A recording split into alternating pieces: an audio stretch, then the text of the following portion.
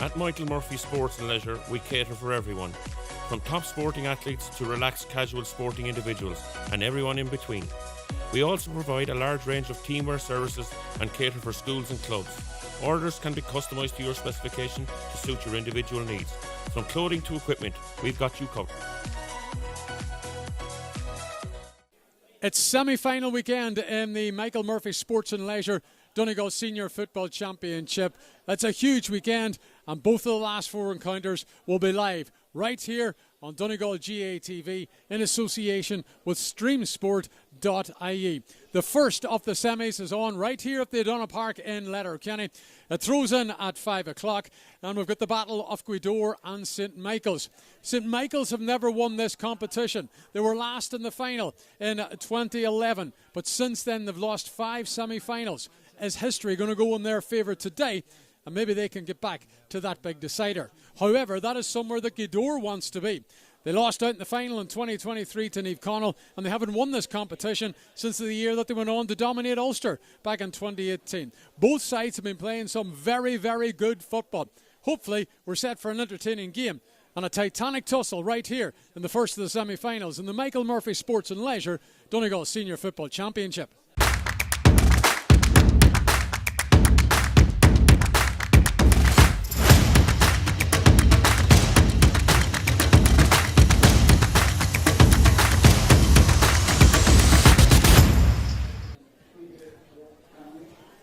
A very good evening and welcome along to the O'Donnell Park here in Letterkenny for the first of the Michael Murphy Sports and Leisure Donegal Senior Football Championship semi-finals. We've got a packed stand here at the Letterkenny venue ahead of the 5 o'clock throw-in as two of these sides who have been playing impressive football throughout this campaign are set to go head-to-head for a place in the decider and battle it out for the Dr. Maguire Cup. That is something that St Michael's have never held before. They did reach the final in 2011, but since then Lady Luck has not been on their side as the men from the Bridge in Dunfanaghy lost on 5 occasions at the semi-final stage. Maybe history might change for the men in red today. But as for Gaoth, we know of their pedigree in this competition.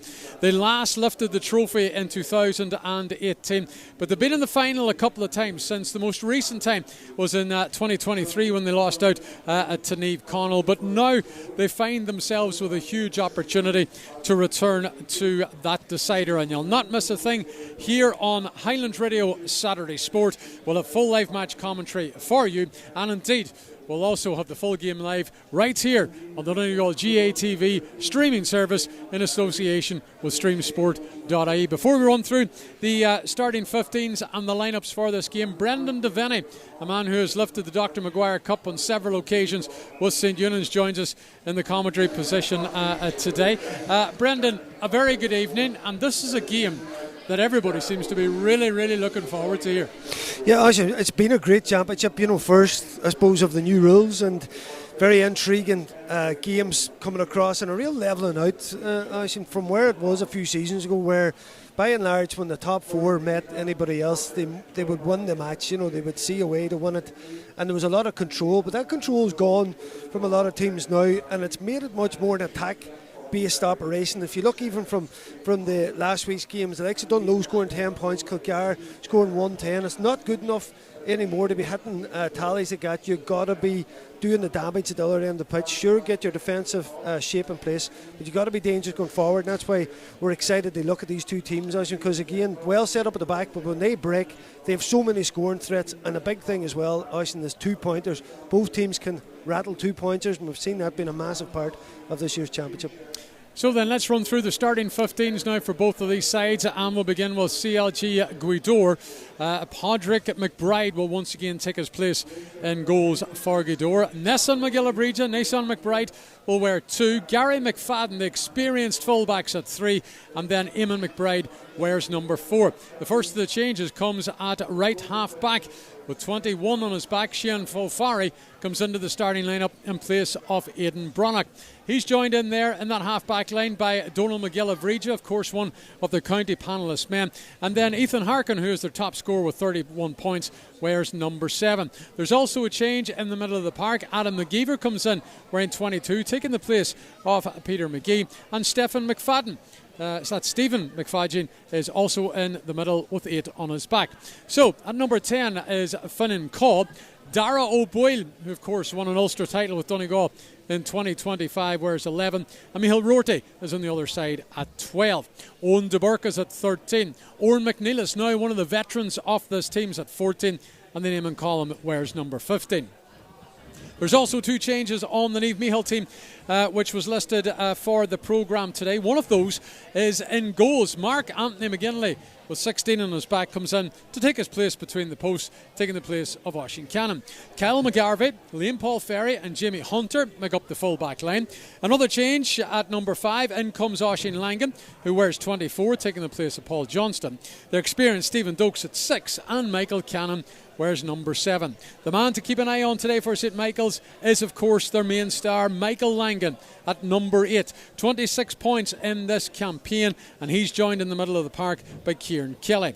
At 10 is the joint manager, Daniel McLaughlin, with 120 to his name in this campaign, despite not playing in the quarter-final. Colin McFadden and Michael McGinley are at 11 and 12. And then in the full forward line, spearheading the attack, there's Carlos O'Reilly at 14, with his younger brother Eddie at 13, and the versatile Max Rorty at 15. Interesting to note that St Michael's are the 3rd top scorers in the championship this year, with 498. That's 7 points off the leaders McCool's and just 1 off Niamh Connell. And they also have 3 players in the top 12 scores for this championship as well. So with those stats, Brendan Devaney, St Michael's obviously know where the posts are and how to get the scores on the board, and that's something I'm sure that Gaoth will be very, very wary of today. Yeah, 100%. And listen, obviously a lot of talk about the unbelievable influence that Langan has. 10 points the last day, as you were saying, but certainly likes of Colin McFadden, Carlos O'Reilly. The scores over the pitch, and you're seeing it with the better teams, you know, they're not having 5 or 6 scores, they're having 8, 9 scores, so everybody's chipping in with scores. And I think the big tactical look at this game is definitely the marking of Michael Langan. There's no doubt in it, his importance probably more so than any other player in the county, maybe the likes of what McCool's look for in terms of their full forward line. His name's gone out of my head. Oisín Gallen is the man you're thinking of, yeah. Oisín, my mind's away off somewhere. Oisín Gallen with an Oisín beside me. But you know, you look at Langan, Oisín and his ability now, the likes of Michael Rorty there possibly going back and just doing a man-marking role. We've seen him do it by Peter Mogan in the opening round of the championship and doing it very, very well. Now, he is a key player for Gaoth to sacrifice his game because he's very good at going forward and very good at winning ball and carrying ball, and had a brilliant 2-pointer down in Glenties last week to wrap up the game for Gaoth. But that is the big move, I think, of the day. Who picks up Langan in terms of trying to negate his influence? Because if he plays to his best, so do St Michael's, and that'll be the big thing Gaoth are trying to stop. Yeah, so then what about Gaoth? Obviously we've got Ethan Harkin here, who's got 31 points. Dara O'Boyle is one of their main county men. Donald McBride, McGill of Reggia in there at centre half back, looking to pull the strings. And then when you look at it, like Owen de Burke, he of course is a former underage county player. Oran McNeill, we know of his calibre as well. This is what St Michael's have to worry about at the other side of the pitch. Yeah, and listen, being a masterstroke, Ethan Harkin coming from deep position has been the big move. When you're inside, there's a certain amount of pressure on you. There's only a certain amount of ball you're going to get. He can come out, work his way into games, and then from distance do his damage, which he has been doing on top of all those lads you mentioned there. And when you look at the job Gaoth done, Gaoth are missing maybe 7 or 8 definite starters from this team, and you look at players that are injured, like McFadden, Ferry, you know, Kieran Gillespie and all his problem, Neil Carroll, Cian Mulligan, boys that all played for Donegal that are gone from this team. So it's been a real reset under McNeilis now, his 3rd year in, as you mentioned earlier, in the county final, which maybe they were surprised at, year 1, the semi-final last year were just about Unions by a point. Dara Boyle, remember, had that late chance to equalise it. It could have went either way in extra time. So he has really been building the team here, and that's why I think there's a real settled, focused team, defensively shaped very good, and then when they break forward, those players that you mentioned, Oisín, they are a danger. But St Michael's themselves been building steadily. Semi-final last year, maybe because the big teams were on the other side of the draw, they didn't get enough respect for that run, and again, only beaten by a point themselves by Dunloe, gave a good account of themselves in the final. So this is another team that's really building here, Oisín. Yeah, it certainly is, and we're building up to what we hope will be one huge titanic tussle between Gaoth and St Michael's. Up for grabs is a place in the final. and a battle for the Dr. Maguire Cup. We're here at the O'Donnell Park in Letterkenny. It's the first of the semi-finals, and now we're going to have a Ron the Vein.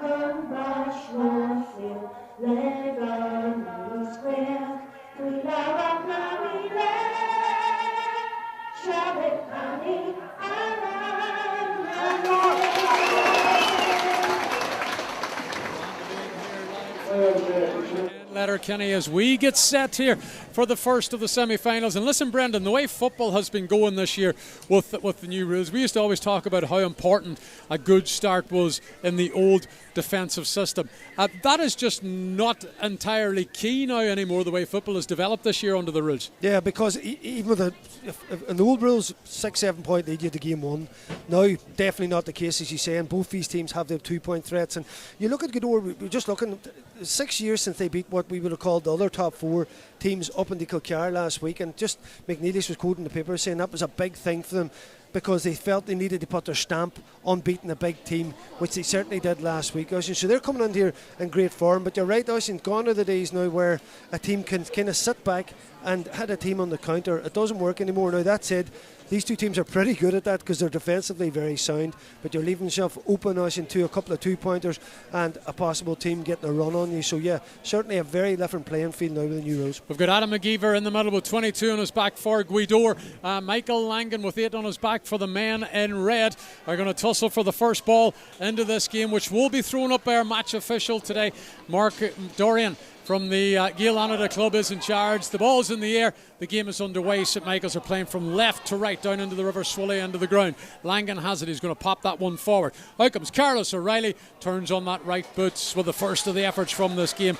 And it's going to be marked as a wide for St Michael's, as Carlos O'Reilly just tries to find his range here in the early seconds. Yeah, listen, shoot on side, and that's a forward there that's informed that he didn't even look at the post. He turned and had it, and listen, just went wide narrowly, that right hand post. And our listeners from Highland Radio Saturday Sport are joining us as well in these opening seconds. No early scores to report, and now we're going to see Gaoth try and work the ball up with Shane Ferry, but he can't control it. Michael swing a leg at it. Now it drops into the hands of St Michael's, who are looking to work it out of the edge of their half as it comes to this near side underneath the stand. Michael Cannon is the man now who brings it in to the Gaoth half, trotting upfield, heading towards the 45. The versatile, experienced and Oisin Langan's going to send it across field to Michael Langan. Picked up here now by Colin McFadden. McFadden has a runner ahead of him, and Michael McGinley. It's laid back there just to the edge of the arc. St Michael's going to hunt for this, try and get an early score. Max Rorty, however, couldn't control possession, but Michael's do have it back, and it seems to be that the man, Michael Langan, has touched the ball more than anybody else so far in this opening seconds, and he's going for a 2-pointer, but he can't find the target either. He's just trying to find his range, and that one drops out to the left and wide. And I'm looking at the flags here, and the breeze isn't that strong, but 2 wides for St Michael's, and they're just testing the water by the looks of it, Brendan. Yeah, and listen, back off Langan, at your cost, and certainly for most players, you're out of range of a shot there, but not Langan. But again, two early wides. But what caused that is the defensive shape of Gaoth is first class. They're pushing you out to an area where you're going to have a shot that's a low percentage one, and that's what happened. Nudge in the back from Adam McGeever and Michael Langan. Play continues, and Michael Rorty, Michael McGinley, picks it up once again now for the men from the bridge. Langan's going to go again outside the 45. This time he's found the target. The first score here is 2 points. It goes to Michael's. There's a bit of a tussle in the middle of the park as Michael Langan goes to the ground. 3 attempts now before St. Michael's, and they've got a big score and a 2-pointer already. Now they've no range. As we were just saying, you can't back off players like that. Now, I was surprised no one actually came to Langan to man mark him there. He's out round the back of the move, and I was watching Darrell Boyle and Rorty thinking, listen, one of you's not going to go and just pick him up, because he's the one player you can't lay loose, and that's why. What a score! What a start for him. And for the first time this afternoon, Gaoth inside the 45 zone, inside the scoring zone, looking for one here. It comes out now to Ethan Harkin, as it whose efforts blocked down, and easy enough dealt with in the end by St. Michael's. Oisín Langan now is going to just drop that one into the path of Colin McFadden. Is able to ship the challenge, continues his run, gives it to Michael Langan once again. Will he go for another 2-pointer? The space is closed out. Instead he goes out to the wing and drops it to the joint manager, Daniel McLaughlin, who's also inside the top 12 scorers in the championship as well this season. Gives it back to Langan on the edge of the arc as he fouled. Mark Dorian says no, and Langan somehow got his legs swung at the ball despite the presence of 3 or 4 men in green, and Michaels continue to hold on to the ball. This change direction now over to the far side of the pitch, where it's picked up by Michael McGinley. McGinley now lays that one off to one of the O'Reilly brothers. Back into Stephen Doak, centre half back for St. Michael's. Coming across field, laying it off to Colin McFadden. Cannon now to Doak. Michael Langan's got a couple of men free down this right hand channel. Oisín Langan's corner kick with the outside of the right boot, and that one, unfortunately from a Michael's point of view, is going to be the 3rd wide off the game. And what do we have in the clock here, Brendan? 4 minutes played, and despite one opportunity down here, the possession, the efforts, everything, all the stats going the way of Michael's at the moment. Yeah, but listen, only got that 2-pointer from the 4 attempts. But you look at the difference here when Gaoth hit them on the break. They cut right through, and listen, that ball should be put over the bar. Why it was given to Harkin, I have no idea, because there was a simple score on there. And that's, but you seen the difference? Gaoth defence is really, really rigid and set. They're happy enough to pull St. Michael's into a counter-attack game early on, because they know they can break through and get through the St. Michael's defence. So out comes Eamon Collum ahead of the St. Michael's fullback Liam Paul Ferry, as Eamon Collum now waits for support. The men in green are lining up outside the 45. Owen McNeilis has it here now, coming across field to this near side. Micheál Rorty's hanging about that sideline just underneath the stand here as he goes back in field. Is it opened up for Rorty? Not enough space. Darrell Boyle has it now. Give him the shoulder, going through a couple of challenges. Advantage is played. Well, they need the advantage. Looks like it, he will. The referee's going to bring it back to just inside the arc, very slightly off to the left, and this is going to give Gaoth the first of the opportunities to get a score on the board here with almost 5.5 minutes played. Yeah, even early on now, it already looks like, the Gaoth tackling and the way they're set up, they are not going to give an inch and don't look like they're going to foul ever. And it's interesting there, that's the first kind of time that St. Michael's got set in their defence, and Gaoth properly had a run at them, and it's been taken short. Yeah, taken short surely. Here comes Darrell Boyle, sets himself up on the right boot. Boyle's effort is going to drop into the hands of Mark Anthony McGinley, and that would be seen as a wasted opportunity for the Maharagal men. It stays at 2 points to no score in favour of St. Michael's here at the O'Donnell Park in Letterkenny. Bang on 6 minutes played. It's the first of the semi-finals. We've had just one score, and that was the 2-pointer from Michael Langan, as Colin McFadden now carries the ball into the half of Gaoth. Oisín Langan wants it, and again they're going to work it down this right-hand channel. Daniel McLaughlin's free ahead of Langan if he wants to use him. Eddie O'Reilly's coming just in from over the shoulder and behind. Back to Doak. Doak now is going to give it to Michael Cannon. Cannon looking up to see what the opportunities are. Continues his run forward. Gives it to Colin McFadden. There's a bit of space here for Colin McFadden, and he's got another 2-pointer.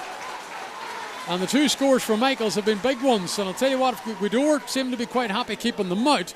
But any sort of bit of space at all outside that arc, Michaels may punish them, like we've seen again. It's 4 points to no score. Yeah, brilliant score from McFadden there. And we mentioned, and you said it just at the start of the game, the new rules means fortune favours the brave. Go and have a go. Now, Gaoth's sitting in there. Listen, they're against a team that doesn't have 2-point threats. That's a fine way to play, and we've seen it many times, been opened up and opened up again. But just come back to Harkin's last opportunity there, and that seemed like well within his range. Very strange that he gave it to short out. O'Beal should have put it over the bar. Good run here by Stephen McFadden. McFadden up as far as the 13. Here's the first score. It has come eventually for the Gweedore men with just over 7 minutes played. And Stephen McFadden has got that point for Gweedore. It's a 4-1 game, and maybe that'll settle the men in green and now, Brendan. Yeah, a bit of a worry there. That's twice now they've got a bit of a break on St Michael's, and went right through the heart of their team. And you're noticing in the Gweedore end, there's not a chance of that happening. They're coming out and they're coming from the wings, off the shoulder, breaking the line to get an opportunity. But that's twice now early on in this game where Gweedore have ran almost unchallenged right through. The first time they should have took the opportunity. That time Stephen McFadden did. Gweedore with the ball back as Michael Langan couldn't get his hands on it.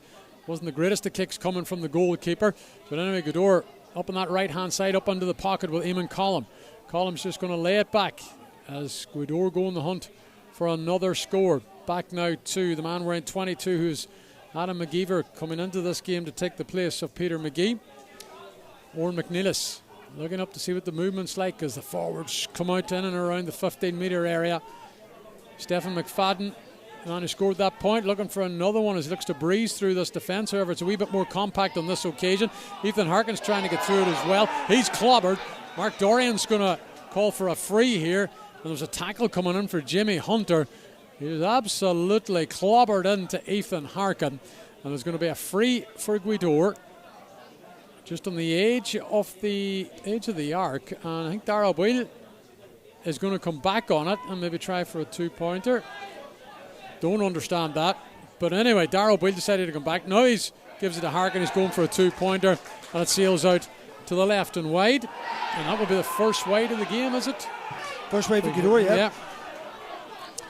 Strange decision. Yes, again, maybe this breeze is a bit different to what we're seeing. The flags, as you're saying, don't look too bad. Certainly it's advantage to St Michael's, but it doesn't seem a huge advantage. But yeah, again, a player like Harkin there, I always think, like, take the easy option early on, get yourself into the game. That was a difficult first shot that he took on, not doing the confidence any good. Oisin Langan sends it up the line to Daniel McLaughlin. And McLaughlin is Michael Langan there. He also is Colin McFadden. Gives it into McFadden now, who's charging forward. There has to be a chance of another score here. Over the bar, Colin McFadden. He's got 3 in this game. Michael's go to 5. It's a 5-1 fixture. Yeah, great score in the break. And again, Oisin, the advantage there of getting forward, every other St Michael's attack, Gweedore setting their defence and they are hard to break down. But if you can get a man beyond, if you can get that first pass in, suddenly the whole game opens up and it's a forwards game now. And McFadden's reveling in that free space. A simple score. He travelled 30 yards with it. It's a simple tap over score. There's no goal on because the players have got back in the round, but another easy score for Michaels. Gweedore have managed to get their hands on the ball from the kick out. Darrell Boyle pops it forward into the path of McGeever. Gweedore on the attack once again. Oran McNeilis is going to pop that one over the top as well. Here comes Gweedore. Or could open up very, very easily here for the Mahara-Gallen men. Stepping back in field is Eamon Collum. The challenge has come in. He turns on to the right boot. He kicks it high. But that one's going to curl round and stay in play. Down in the pocket in the left-hand channel underneath the flag stands. Shrugging off the challenge on this occasion is Owen Dobhar. Dobhar sends it back to Darrell Boyle on the edge of the arc. This is Shane Ferry. Ferry now goes to Oran McNeilis. McNeilis is going to come back to Michael Rorty. Oran McNeilis picks it up again just outside the 45. Looking to see what the movement's like. Donal McGill of Regia has it now as he trods forward inside the arc, right up as far as the 21. Gweedore just been patient once again. Stephen McFadden, the man who scored the only point so far for Gweedore. Will this be the second? That one drops over the bar just from the edge of the D. And both points coming from Stephen McFadden for Gweedore. They've got 2, and we have St Michael's on 5. It's 3 points is the difference now. Yeah, great score from McFadden again there. But you look at it, it's 1-on-1. Whenever St Michael's are on the attack, Gweedore always have at least one sweeper back and they'll double up and try and create that. Whereas you look at it there, it's 1-on-1 every time, and that's why Gweedore man was able to drop the shoulder, McFadden, step inside but over the bar. And another one coming in here from St Michael's. That's going to be marked as a wide already. They've got 4 wides in this game. 5 points on the board. They lead by 3. We've got 11, almost 12 minutes played of this first semi-final. Of course, we will have live coverage from semi-final number 2 tomorrow, where Niamh Connell are taking on 4 Masters. It will be live on Highland Radio Sunday Sport, and indeed live right here as well on Donegal GATV with streamsport.ie as we bring you coverage on Sunday from the second semi-final of the Michael Murphy Sports and Leisure Donegal Senior Football Championship. It's hard to believe that we already are down to the final four. And listen, it's anybody's. There's an opportunity there for any one of these four teams now, Brendan. Definitely, and all are there on merit. Oisin have definitely deserved to be here. There's no doubt in that. And you look at it there. I think that's Max McGinley there. Max Rorty. He came in. Max Rorty. He came in with a late challenge, that short kick out, almost catching out the door man. But Rorty came in. I think he took an elbow just into the head. So good refereeing by Mark Doran just to stop the game to get him a bit of treatment. He's okay. He's back on his feet, and play will continue. Donal McGillivray takes this free, gives it to Oran McNeilis and Dara O'Boyle. Two experienced men of this Gaoth side linking up. It goes out now to the right hand side where there is Micheál Rorty. Rorty comes back the way again to Dara O'Boyle. Donal McGillivray. Oran McNeilis is there as well.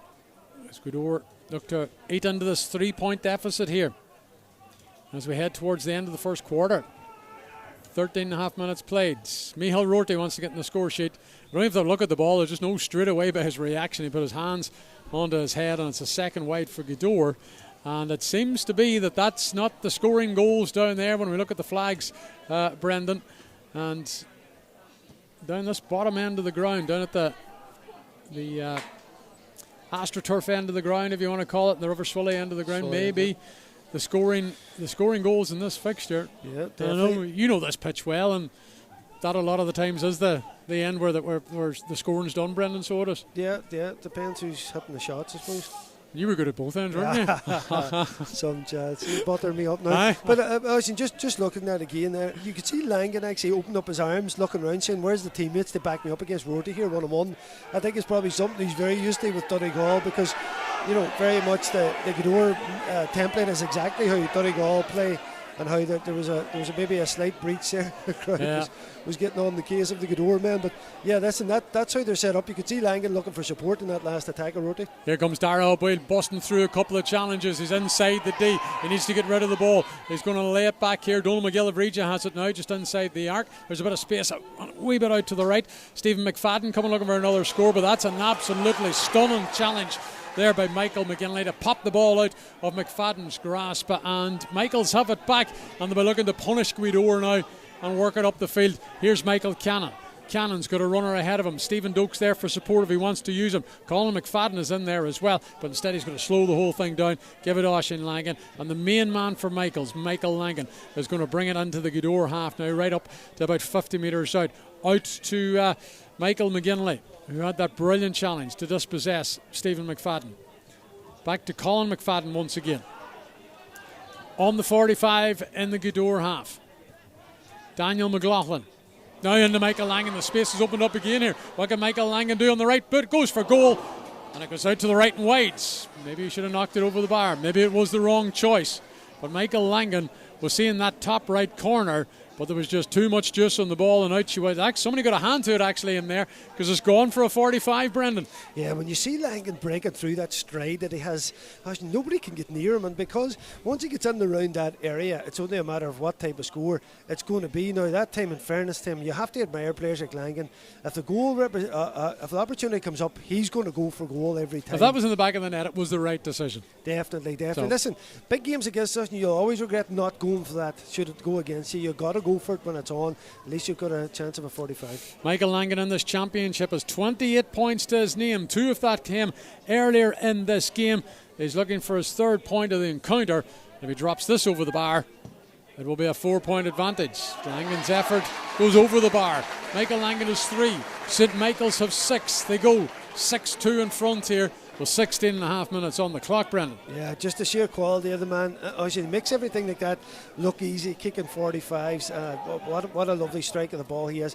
Listen, as we said before the match, he's the player that's going to make them tick, and it's because of the discipline of the Gaoth defence, no one is actually going to man mark him now, which I think is a mistake, particularly in this first half. I'm looking down there and I see the likes of Donal McGillivray, who obviously trains with Michael Langan at county level, and maybe he could be a possible option for them to maybe stick to Michael Langan. At the minute, it looks like McGeever was in there from the start on him.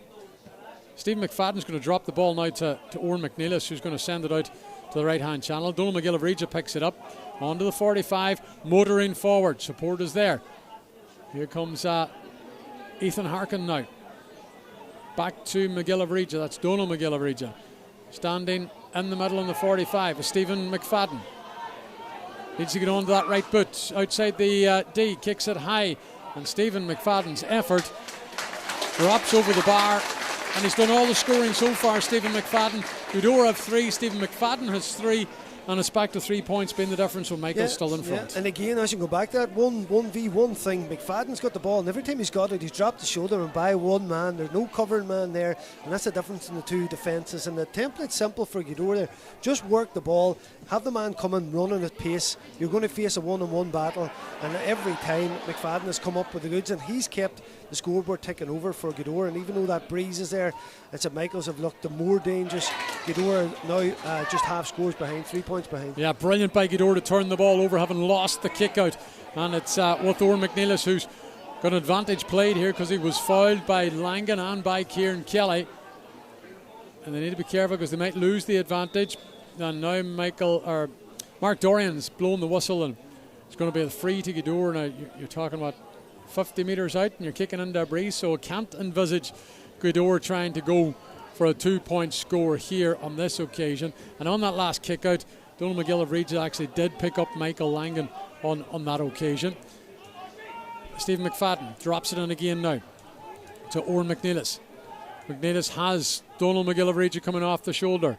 Ethan Harkin back to Oran McNeilis now, coming into the centre. Will he have a pop on the left foot? Instead he comes out to Shane Ferry. Ferry now is going to give it to Micheál Rorty, but the angle might be too tight for young Rorty. Back it comes to Shane Ferry once again, who just can't control the ball. It's on the deck. Then goes a couple of players for it. Micheál Rorty gets there first as they're shoving the back. Mark Dorian says yes. It could have been a free to either side before that, but Mark Dorian has blown it for Gweedore. And this is well within the kickable range for Gweedore to bring it now back to a 2-point game, which we haven't seen for a very long time in this match. Eamon Collum is the man who's going to take this, looking to register his first score of the game. And this would bring it back to 2. Here comes Eamon Collum just on the edge of the D, and that one is going to drop out to the right and wide.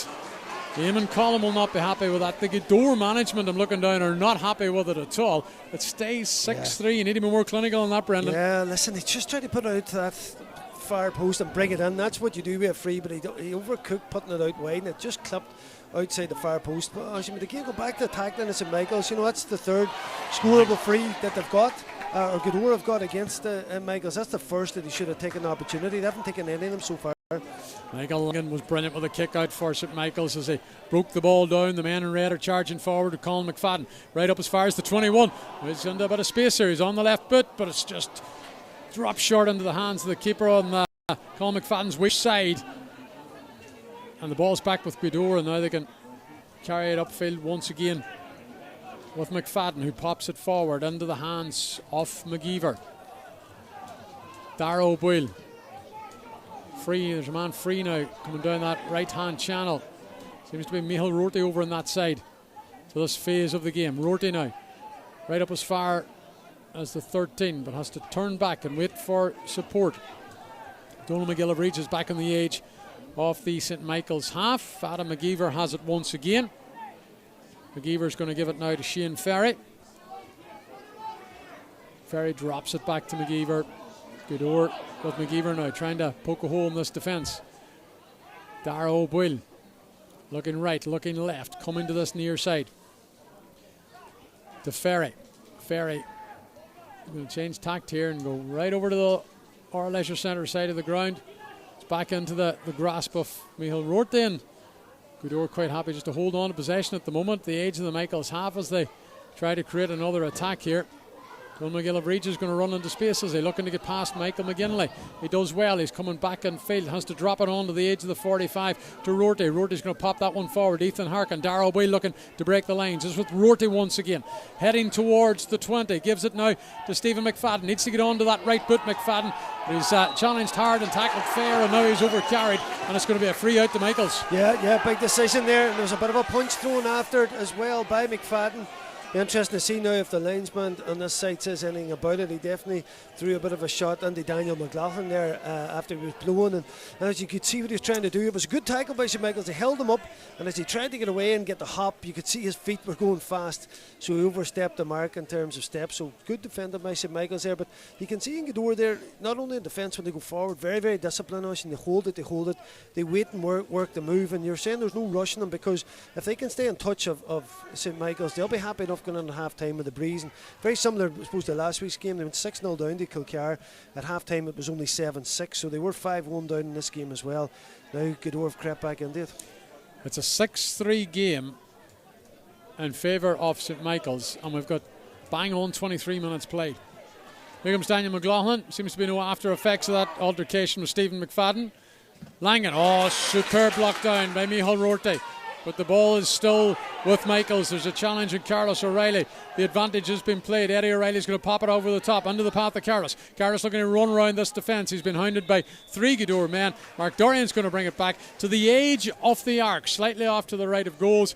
And this is well within kickable range of Michael Langan and one or two other St. Michael's players. And they're looking to open it up possibly to a 5-point game once again. Daniel McLaughlin is going to take this one. It's just on the line, isn't it, of the arc? So here comes McLaughlin. He's a left-footed kicker, kicking into the Swilly end of the ground. He hasn't scored today. Joint manager does have 120 to his name in the championship. He didn't play in the quarter-final, but he's taken to the pitch here for this titanic last 4 tussle.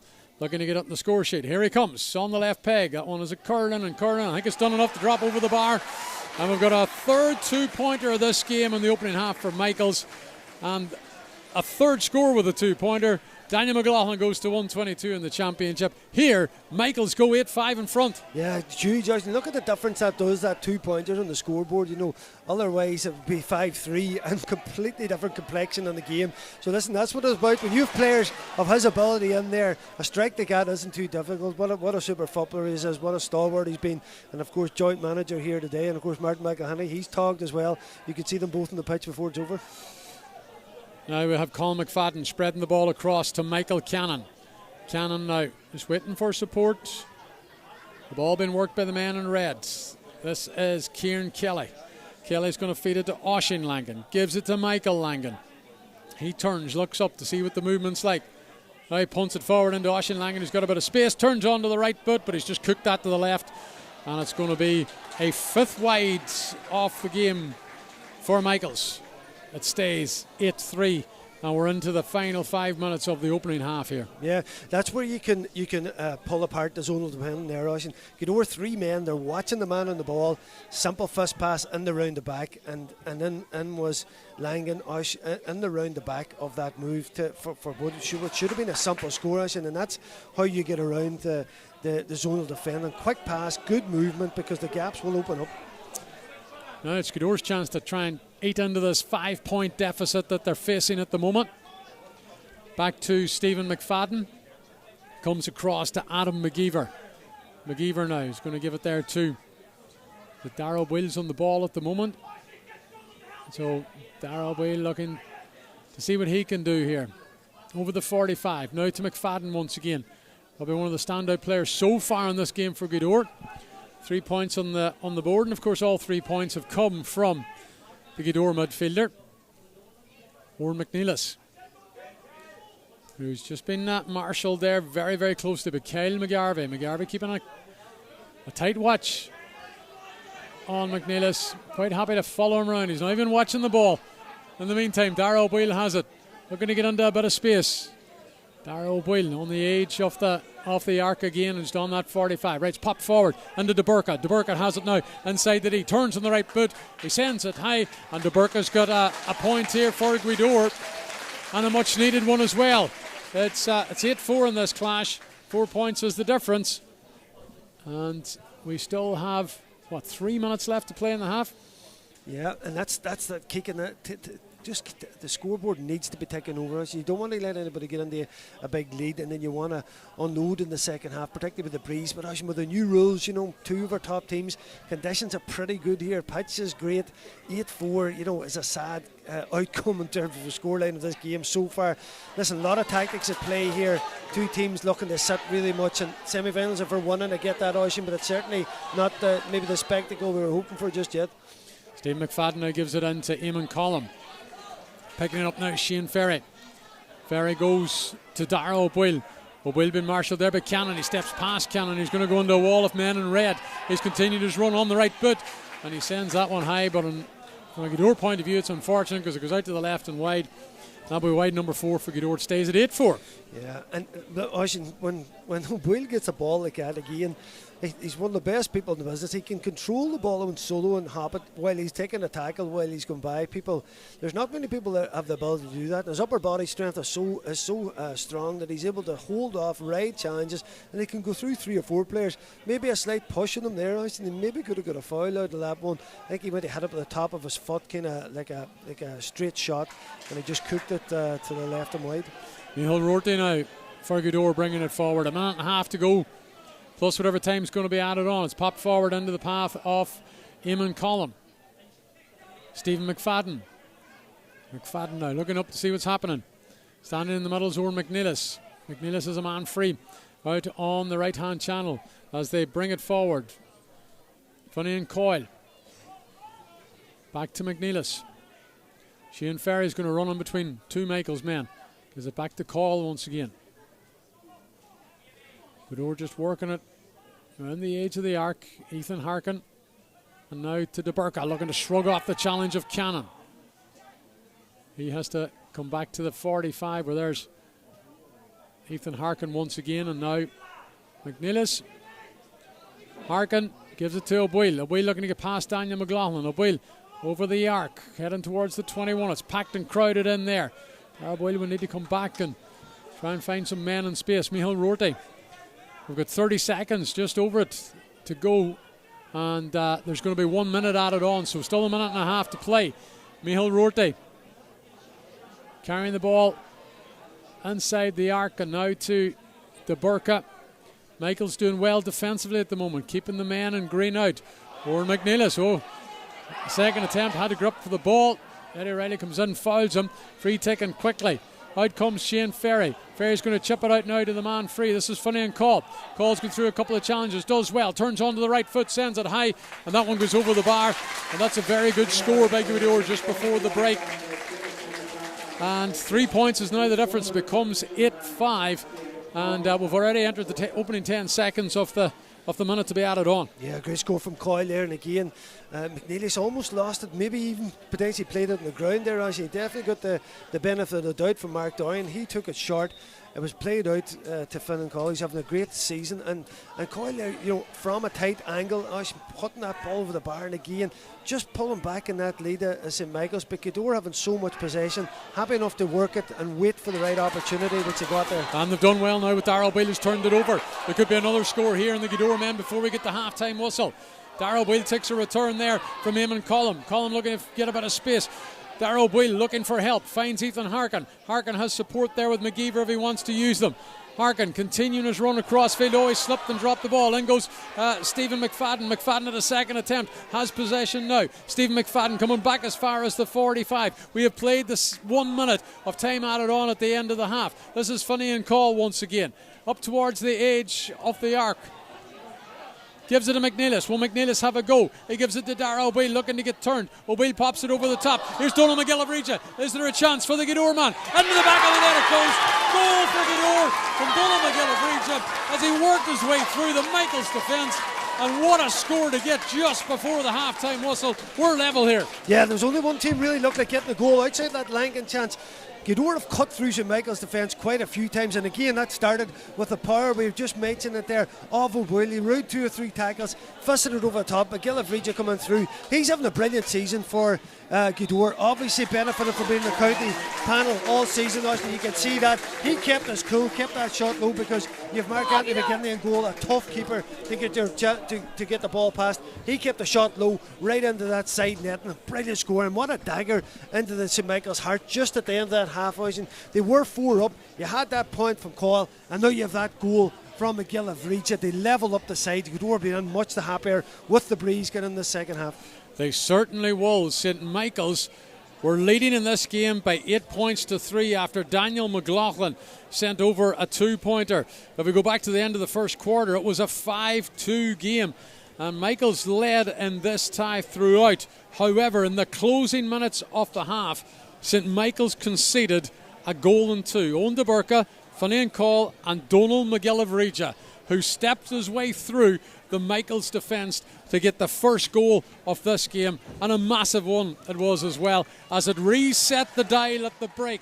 That's level pegging once again, 1-5-8. Brendan, this has been a thoroughly entertaining game of football, so it has. Yeah, this isn't a big moment in it. I think both teams are sitting very much, when they lose possession or they lose a kick out, they're happy to sit back in, and then both teams have been patient. So we haven't really got the end, which I think we'll get in the second half when the game opens up, Ashton. But there's been a couple of great scores there, a couple of brilliant 2-pointers in particular. But listen, no more than that Langan chance where he went for the goal. McGillivray did it as well there. There was an easy score on, but he decided this could be the turning of the match. And you can imagine the lift that's given the Gaoth men get in at half time. As you're saying, from that first quarter, being 5-2 down, 6-3 down, and then even at 8-5, you thought there was a bit of something for St Michael's to cling on the second half and they work and they try and keep that lead. But now it's been cut out by that brilliant finish by McGillivray. It's still all to play for here at the O'Donnell Park in Letterkenny, in semi-final number 1 of the Michael Murphy Sports and Leisure Donegal Senior Football Championship. At the break, it's Gaoth 1-5,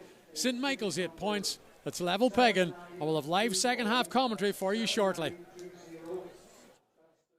Picks it up once again now for the man from the bridge. Stangan's going to go again outside the 45. This time he's found the target. Looking up to see what the opportunities are. Continues his run forward, gives it to Colin McFadden. There's a bit of space here for Colin McFadden, and he's got another 2-pointer. Should have put it over the bar.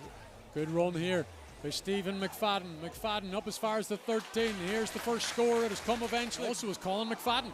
Gives it into McFadden now, who's charging forward. There has to be a chance of another score here. Over the bar, Colin McFadden. He's got 3 in this once again. Stephen McFadden, the man who scored the only point so far for Gaoth. Will this be the second? Owen drops over the point of the encounter. If he drops this over the bar, it will be a 4-point advantage. Langan's effort goes over the bar. Michael's get on to that right boot outside the D, kicks it high, and Stephen McFadden's effort drops over the bar. Titanic last 4 tussle, looking to get up the score sheet. Here he comes on the left peg. That one is a curling and curling. I think it's done enough to drop over the bar at 45. Right, it's popped forward into De Burka. De Burka has it now inside the D. Turns on the right boot. He sends it high, and De Burka's got a chip it out now to the man free. This is Finian Call. Call's gone through a couple of challenges. Does well. Turns onto the right foot. Sends it high, and that one goes over the bar. This is Finian Call once again. Up towards the edge of the arc. Gives it to McNeilis. Will McNeilis have a go? He gives it to Dara O'Boyle, looking to get turned. O'Boyle pops it over the top. Here's Donald McGillivray. Is there a chance for the Gaoth man? Into the back of the net it goes. Goal for Gaoth.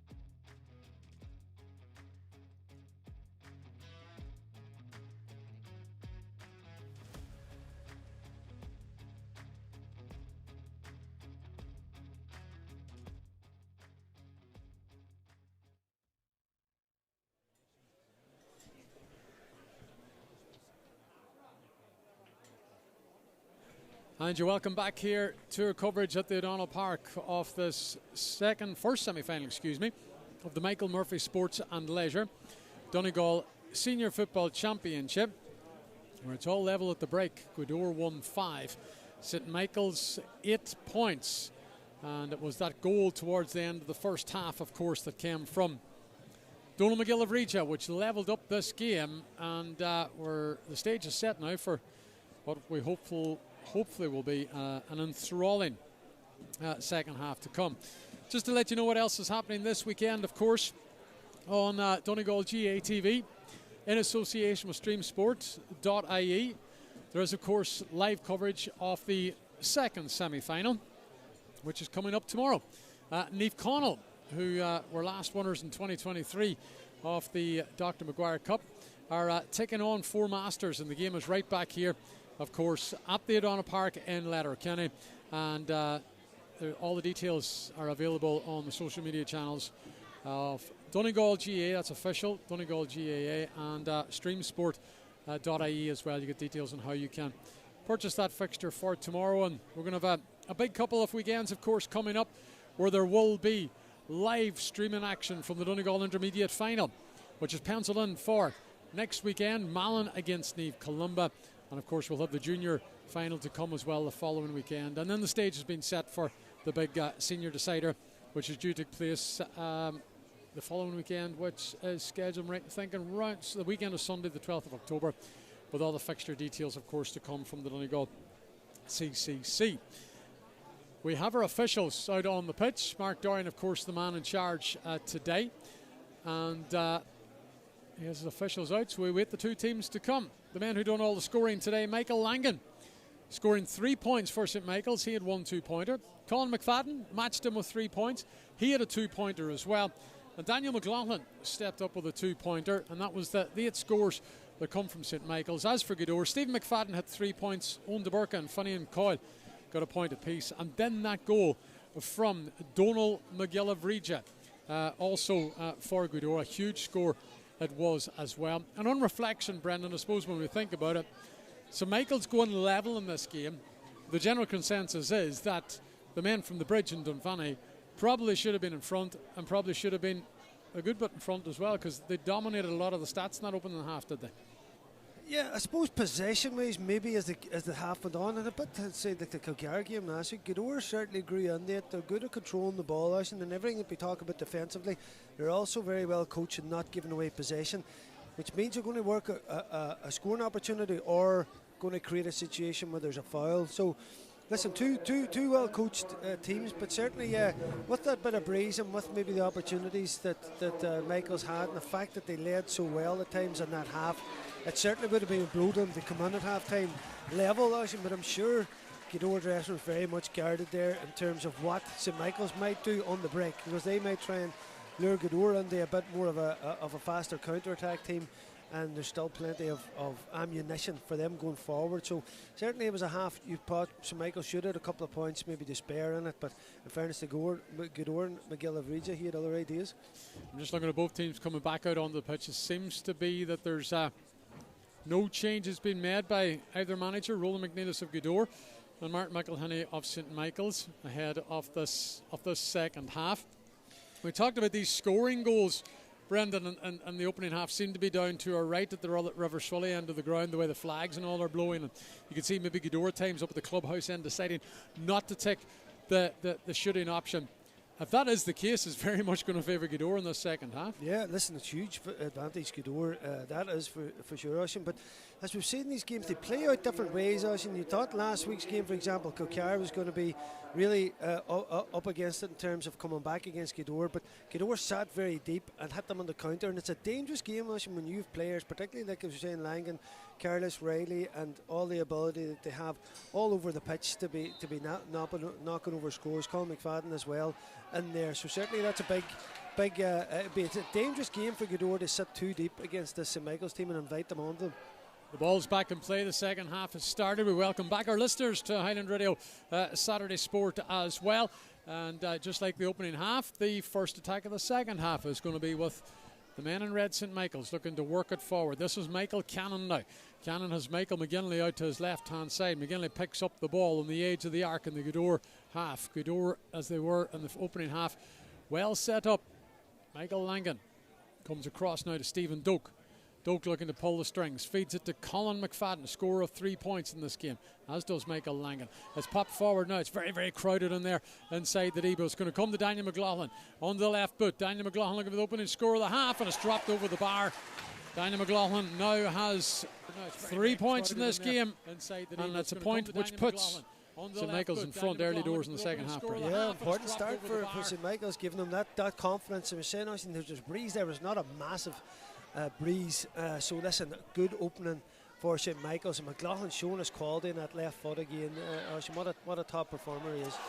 Michaels have the ball back again, and it's with the centre half forward Colin McFadden, who's won it. Oisín Langan's going to send it up the channel over the top. Great delivery in to Eddie O'Reilly. What can O'Reilly do here now? He's going to pop it back to his younger brother Carlos. Carlos looking to get through a couple of challenges. He's fouled, and it's going to be a free to St. Michael's just on the edge of the 21. And it's going to be Eddie O'Reilly who's going to take this free, because I think he was the player that was fouled. And there's another scoring opportunity here now for the Dunfanaghy Creasla men to get another score here and build in a slender 1 point advantage. It's a 1 point game in favour of Michaels. Tell you what, you can make that 2. 10 plays, 1-5 now, Brendan. Yeah. Big start the second half by St. Michael's. Maybe at half time, the way they were stung there, Oisín might have energised the dressing room. They say, lads, we've left it as backs to the wall here. We got to come out fighting in this second half, and they certainly have done that. They lead by 2, and with just over 2 minutes played of the second half. And now there's a question being asked of Gaoth. The cornerback in there for Gaoth is Neeson McGillivregia. Siobhan O'Farry now picks up possession, working it up underneath the stands. Michael Rorty. Rorty has Stephen McFadden there for support. McFadden laying it off to Oran McNeilis. McNeilis now is going to pop it to Michael Rorty once again. Rorty sends that one in. Out comes Owen De Burka, who catches it well ahead of the cornerback. Gaoth still in possession on the edge of the arc, but McGeever's under pressure. He needs to get rid of the ball. It comes to Rorty once again. Rorty with a sweet delivery in to the path of Eamon Cullum. It's back now to Ethan Harkin. Harkin looking to get turned on the left foot, but it's brilliantly blocked down by Cannon. Gaoth have another opportunity, and this time it goes over the bar. Yeah, it's Owen De Burka that's got it. 2 for De Burka in this game. Gaoth have got that response. 1-6 plays 10. That means 1's the difference. Yeah, great block there by Michael Cannon there on the attempted effort from Ethan Harkin. The 2 number 7s picking each other up there. And again, that confidence of Harkin, getting him into the game, I think should be vital for Gaoth in the second half, from play and definitely from frees as well, should they get any. But, two great blocks, 2 great defensive moves by St. Michael's there resulted still in a score for Gaoth. Yeah, St. Michael's are making a hash of it, so they here at the moment. Here comes Gaoth. They couldn't hold on to the ball. Darrell Bay looking for a 2-pointer. Pops it over the top into the path of McNeilis. McNeilis now is going to come across McFadden. Is there a goal? Across the face of goal. Pound into the back of the net. Oh, it's gone out to the right and wide. I thought that one had nestled into the back of the net there, because the player came running in at the back post. Owen De Burka was the man who scored a point, and really should have the ball nestled in the back of the net. Maybe Stephen McFadden should have took it himself. What a let-off for Michaels. Yeah, everybody in the ground, the Gaoth fans in front of us were up on their feet here, ready just to celebrate the goal, because you're right, the ball could have been put in the back of the net by McFadden. He chose to fist it across for a simple tap, and as it looked from De Burka, but somehow that ball stayed out of the bounce, but didn't even take a touch from a St. Michael's man. He must have palmed it just beyond the far post, with the net beckoning. But again, that ability to cut through St. Michael's defence, they're 2 very different defensive shapes, and really Gaoth are finding pockets and finding one-on-one battles in there, and they're coming through the St. Michael's men, creating loads of goal opportunities. Eamon Collin picks up the ball after a sweet delivery from Darragh O'Boyle. Gaoth have it now down the left-hand side, back to Oran McNeilis. Is there a spring in the step now of the men from Mahra Gallen, who had that huge goal-scoring opportunity? They do, of course, have one that came late in the half from Donald McGillivregia. Ethan Harkin wants a 2-pointer, but Harkin's efforts pulled to the right and wide, and that will be marked as a 5th wide of the game for Gaoth. That stays 10-1-6 in favour of Michaels. And now there's a yellow card being dished out. Didn't see what it was for, but Mark Dorian has given a yellow card here to Michael Cannon, the first yellow card of the game. Brendan, did that catch your eye? What was going on? Yeah. Looked like there was a bit of hope holding before that ball was about to be kicked there, Oisin. But again, go back to Harkin. He's been absolutely brilliant for Gaoth this year, Oisin, but he's definitely a confidence player. He went for a difficult one in the first half. He's been blocked down for one. He didn't take a foul, and then he went for another difficult opportunity there for Gaoth. And listen, Gaoth need him in form, Oisin, if they're going to win this match. So listen, he's a pivotal player for them and hasn't got into the game yet. Finian Coyle sends it up the line. Out comes Dobhar once again. Dobhar just steps inside the arc. Coyle is there for support. They're quite happy now to go back to Micheál Rorty, who finds Segan O'Farrell. Owen McNeilis. He's going to run at Michael Langan now. McNeilis to Ethan Harkin, who had that missed 2-point opportunity. Harkin gives it into Dobhar. Dobhar's going to have a go for two here. Dobhar sends it high and drops over the bar. And Gaoth have got their first 2-pointer of this game. And they were one down, and now they find themselves one up. And it's 1-8 plays 10. And the orange flag for the first time is raised for the man from Gaoth. Yeah, Dobhar, he's been the story of the last few minutes. Actually, he got that score, the first score of the second half for the Gaoth men. He had that goal opportunity, and now he's planted a 2-pointer. So different players step up on different days, and Dobhar has been the man for Gaoth the last couple of minutes, putting them into the lead. So now the question's been asked of St. Michael's. I don't know how Michael Langan got his hands on that ball in between three Gaoth players, but he did, and he's going to get back on his feet.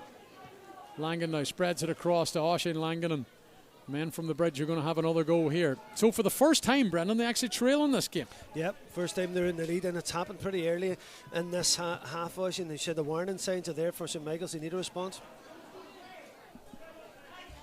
And Michael's going toe-to-hand now, coming along the edge of the arc. Back to Colin McFadden, and now to Langan. Langan has Carlos O'Reilly off to his left, feeds it to O'Reilly. Michael Cannon's got space ahead of him, but he has to turn back because the access for the delivery of that ball was closed out. Now it's picked up over on the far side by Max Rorty. Rorty sends it back the way to Stephen Doak. And now Doak and Carlos O'Reilly are going to look to try and do something here and avoid each other as well. But anyway, Carlos O'Reilly coming down this left-hand side. Very, very compact in there. Everybody's just stuck in the middle of the field, so they are. And if you look at that area from the two posts and work it out, everybody just seems to be packed in there at the moment. Now Michael's looking to find a bit of space. There's a high challenge there. This one's kicked high and goes over the bar, and we're level.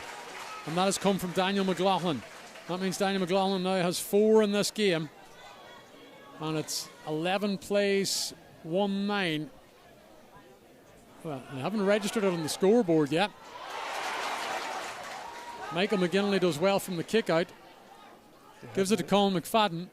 We'll just get confirmation if that was the score now, because I looked it down. Yeah, we're getting the nod beside us here. The scoreboard just hasn't changed. It is an 11 points to 1. Well, they've actually given Gaoth the point, so they have now going to see the scoreboard. Yeah, you're right. Yeah, that's what they've done. So they're rectifying that. 11 points to 1-8 is now the correct score. That all came about, Oisin, because St. Michael's pushed the full team in to open up that zonal defence at Gaoth, which gave him a one-on-one opportunity, which McLaughlin took. He said the ref had his hand up for a foul, but McLaughlin put it over the bar. But that was the first time St. Michael's really stretched that Gaoth zonal defence. Ever comes on, but it's going to drop short. Out comes the Gaoth keeper. And the keeper for Gaoth is Padraig McGillivray. Ethan Harkin now has it inside his own 45. Max Rorty comes in with a challenge. Harkin does well to stay on his feet, but he needs help. Out it goes to the left-hand side. And Gaoth have lots of space now out there. Shane Ferry picks it up. Goes to the 45 in the Michael's half. There comes one in. It's going to drop, and it's not Ferry. It's Rorty, yeah. Rorty's the man. The second 2-pointer of this half for Gaoth. And that now means they go 2 in front for the first time in this game. So it's 110 plays 11. Super score from Micheál Rorty was first of the day. Yeah, what a score from Rorty. And I seen again, very quiet in last week's game down in Glenties, but he came good in that second half. And there's certain players, and you can't back off and you can't allow to have a free shot right at the edge of the arc, and Rorty's one of them. I say he showed it last week when he hit that insurance score to knock Kilcar out, that he's got that in his locker. And again, back off him with your peril. He's going to put that over the bar. And 2 points, a 2-pointed shot is too much to concede in a match like this now, and Rorty will take them shots on all day. That actually is a straightforward kick from him, because he was allowed just to come right on to the edge of the arc to plant it over the bar. By the way, Niall Friel is back for Gaoth. Of course, he has spent time away from home working. He's returned for the closing stages of the championship. And the man, of course, who captained the side to the Dr. Maguire Cup and Ulster Glory back in 2018, has returned. And he has come into the game to take the place of Sigan O'Farrell. So Gaoth delighted to have the experience of Niall Friel back in here. And he's settling in around the middle third of the park at the moment as we watch Oran McNeilis now in possession. We've already played 11 minutes of the second half, and Gaoth are leading this one by 2. It's 1-10-11. We see Dara O'Boyle carrying the ball forward, shrugging off the challenge. In comes Langan with a challenge. The ball's laid off. This is an effort now that's kicked high, and it's dropped over the bar as well.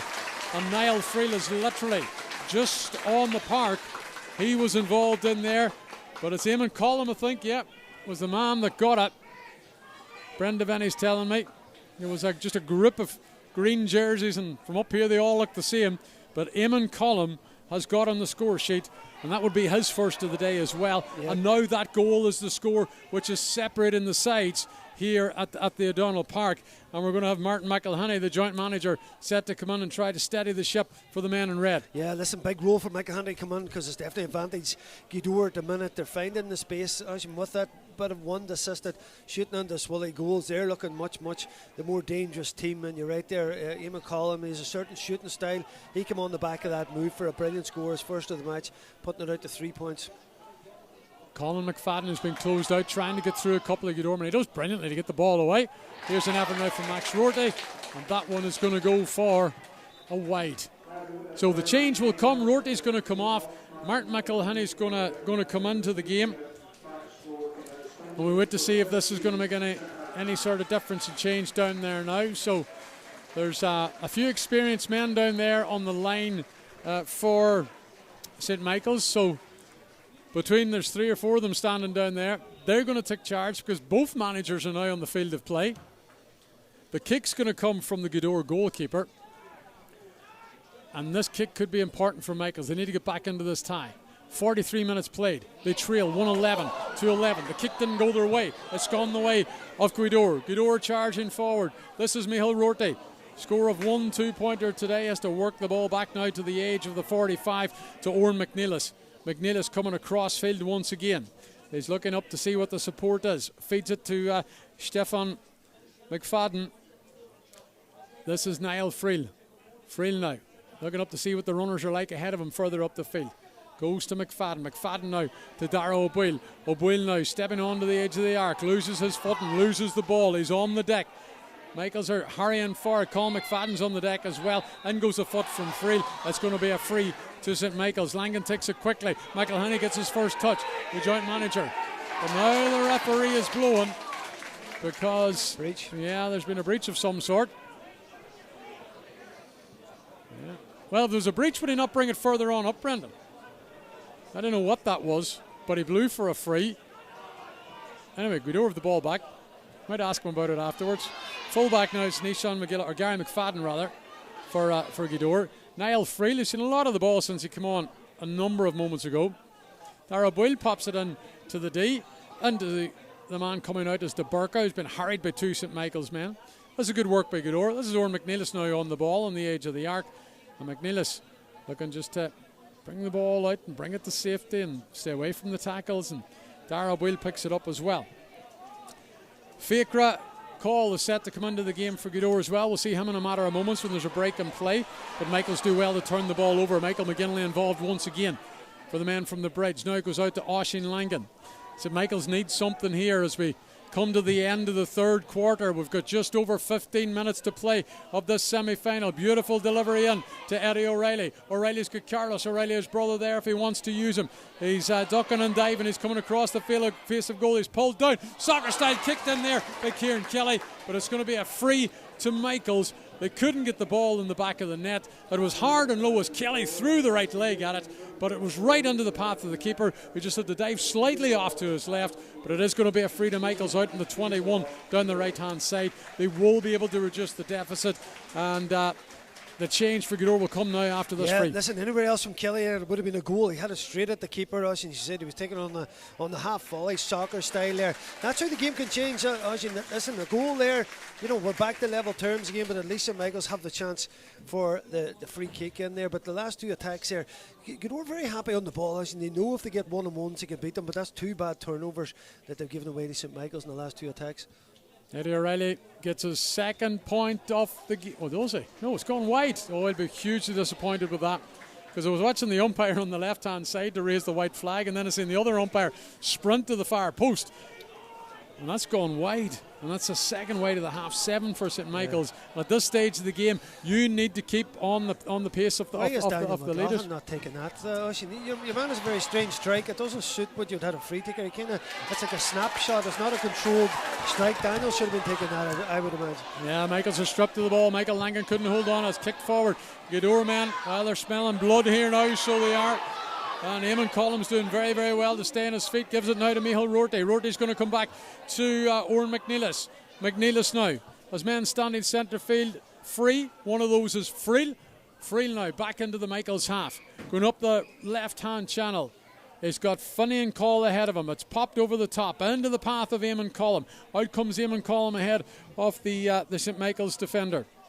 That's Gaoth again. Slow things down and just hold on to the ball. McNeilis looking to pull the strings from the edge of the Michaels half. There's a man with absolutely tons of space down this right hand side, which Gaoth haven't seen at the moment. I think it's actually Micheál Rorty who's down here. Donald McGill of Regis might actually see him now. He fists it out to the right hand wing. This is Micheál Rorty. Is there another 2-pointer in him? He's going to be challenged by Michael McGinley. McGinley does well to get a hand in, but Rorty has the ball back. He's coming across the edge of the 13. Now it's laid off here now to Eamon Collum, but it's on his wrong side and he's overcarried and it's going to be free out to Michaels. Yeah, listen, the shot was on. He just took that extra step inside there, but again, Gaoth, if they keep composure, like I say, the last two attacks, like in fairness, Darrell Boyd slipped another one. The second one was a bad possession, but you can see they're 1-on-1. They can beat their opposite men, and they're happy enough then with players coming off the shoulder. But that shot was on. Defender maybe just did enough for Eamon Collum to take that extra touch. Once he did, he'd overplayed the ball, and turnover ball again to St Michael's. Michael Cannon has it now.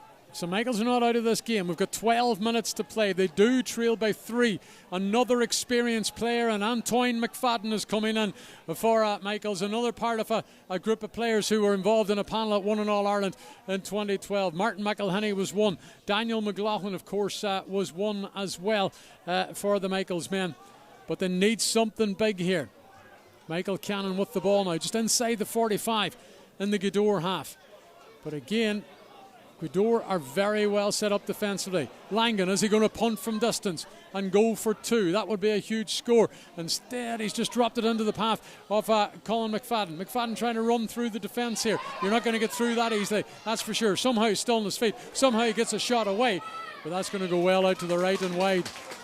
And St Michael's just not finding the target. The change comes. McFadden's coming in for Stephen Doak. Yeah, listen, you can see there now that Michael's the worry that Gaoth have a wee bit of control in this game, so they're unloading the bench. They have to get their experienced men in, get somebody who can kind of change the game for them. And obviously Martin McElhinney has been such a stalwart for them over the years. Anton as well, they're coming in as well, so they're looking to get that experience and try and eat in this Gaoth lead and try and pull back into this match, because we say it's a massive game. Obviously going out in the semi-final last year, St Michael's won't want to lose here again today. That's for sure. They will not want to lose today. They have lost 5 semi-finals since they were last in the decider. Their one and only appearance in the senior final was in 2011. Since then they lost 5 semi-finals. Will this be number 6? At the minute, with 10 minutes to go, It's looking like it, unless they get something special from this man, Michael Langan. But he's fouled in there. 3 Gaoth players around him. Play continues because we've done the tap a go. Is there a chance of a goal here? Carlos O'Reilly lays it back. Shot comes in. Oh, it goes out to the left and wide. Kieran Kelly again. Maybe it was with the wrong man, but Kelly's effort goes out to the left and wide. And I don't know how to describe that. As big a missed opportunity as you'll get, Brendan. Huge, and listen, with the game in the balance to get a goal in it, Carlos Riley, they've been very cute. As a Gaoth looked at the referee, he say, was it a foul? It was McFadden who caught Langan. He played on, tapped and go and went and give it again. There was a 1-2. Maybe he could have taken it himself, and again they give it to Kelly in a central place. You thought he's definitely going to hit the target, which should have been a goal somehow. It came off a Gaoth player. It came off a Gaoth man, and ended up in a 45. So in fairness to Kelly, will not blame him for the mark. Somebody got a I think Carlos O'Reilly should have took it himself. Possibly, yeah. He's a very, very talented forward, but it didn't materialise for Michaels. That's the new rules, Ocean. You've got to stay awake. You can't just think you give off the ref. You've got to always be concentrating. And St Michael's are almost catching Gaoth out. Yep. Here's Michael Langan now looking to make it a 2-point game. Just over 9 minutes to go. With a change in the Gaoth team, by the way. Aidan Brannock is in to take the place of Finney and Call. Here comes Langan with that big right boot. It's a trusted right boot, and he trusted it there as it drops over the bar, and that's now 12 points to St Michael's. It's 1-11 to Gaoth. Gaoth still have that advantage by 2 points, and Michael Langan now has 4 points in this game. There's 2 in it. Michaels are not out of this yet. Another crucial kick out by the Gaoth keeper. Brilliant. And it's sweet, yeah. It finds Dara O'Boyle over the top to Oran McNeilis. Players have space for Gaoth ahead of him. It's going to drop on the edge of the arc, and it's Gaoth Dobhar, Owen Dobhar rather, that has it for them over on that left-hand side. Comes back into play now. And Dara O'Boyle holding on to the ball. Gives it out now to Stephen McFadden, who's had a good game for Gaoth today. Niall Friel, a player to bring back in. Tons and bucket loads of experience for Niall Friel to bring at this stage a championship. Because Gaoth go on the hunt to try and get their hands on the Dr. Maguire Cup this year for the first time in 7 years. And Friel is just going to lay that one off once again. Back it comes in now to McNeilis. Niall Friel twisting and turning, trying to get past Anton McFadden. Gaoth continue to hold on to possession down the left-hand side. The Burker's going to lay it off. The 5 who's just in the field is Aidan Brannock. The clock continues to tick down. 7.5 minutes to go here. We will be seeing Cathal Gillespie coming into the game for Gaoth as well. Dara O'Boyle looking to get rid of it. But O'Boyle does well. Finds Rorty. Rorty's tripped up. It was a bit of an accidental clash of players. Michael Cannon was the player for St Michael's coming across. But it is going to be a free just on the edge of the arc, and another 2-point effort could come here for Gaoth. They've had 2 in the second half, both coming from play. Cathal Gillespie is going to come in, and Gillespie is going to take the place of Eamon Collum, who scored that. Eamon Collum, of course, had a massive score in this game. He's one of the 2-point scorers. Looking at your notes, Brendan. It was just a 1 point. Was the 1 point, okay, yeah. Well, Owen Dobhar actually got one of the 2-pointers, and Michael Rorty was the other for Gaoth. Will Ethan Harkin get one here? That's the question. Yeah, you look at it there in that last attack. Gaoth are happy enough to keep the ball because they know St Michael's will come out on them. They'll slowly age out, and then they'll try and get in behind them and try and punch the holes inside while they have them on the rack. At the other end, Gaoth never do that. They sit tight. They wait to get you into the spot. And at one time that St Michael's went up and pushed players in like dummy runners into the end line, they actually opened up the Gaoth zonal, and it was Daniel McLaughlin got in for the point. And that's what they need to do, and I can't believe they haven't done it again. It looked like it was a tactical move, and that's what they need to do against this Gaoth zonal if they're going to try and open it up, because otherwise they're getting a situation where Gaoth have 1 or 2, 3 defenders against 1. So here comes Ethan Harkin, and his ever drops over the bar, and he's got that 2-pointer. Orange flags raised for the 3rd time in this half as Gaoth go to 113. St Michael's have 12, and for the first time, Brendan, it's a 4-point advantage for Gaoth. Yeah. There's 5.5 minutes to go. Now, the question is going to be asked, of this Michaels team. They make a change. Paul Johnston's coming in. Eddie O'Reilly exits here. And St. Michael's need something special now, do they? Yeah, I'm just laughing now because you can see Ethan Harkin having a go at Michael Cannon there, saying stop your mouthing, stop your mouthing. They realise how important Ethan Harkin is to this team, and I've said he's going to be vitally good in the second half from frees and from play. That was a huge score from him, a huge confidence builder, and again a massive score in the game, stretching out that Gaoth lead. But you can see he's giving it back. He's probably had it in the ear quite a bit from from his opposite number, Michael Cannon, in this team. So it's time for a bit of payback as the ball goes over the bar. That's Harkin's first score in this game. Remember, he was and is the top scorer for Gaoth in the championship. 31 points coming into this tie today, and he was the third top scorer in the campaign, and that now brings him up to just one short of Johnny McGrody, who's the top scorer with 34. And Ethan Harkin could be on course to become the championship top scorer this year. Darrell Boylan, he's looking to get in on the act with one from distance, but it's going to go way out to the right and be marked as a wide, and it's a third wide of the half for Gaoth. It stays 1-13-12. There's 4 minutes and 10 seconds left to go on the clock, or whatever's going to be added on at the end of this tie. Gaoth on the verge of making it to another final.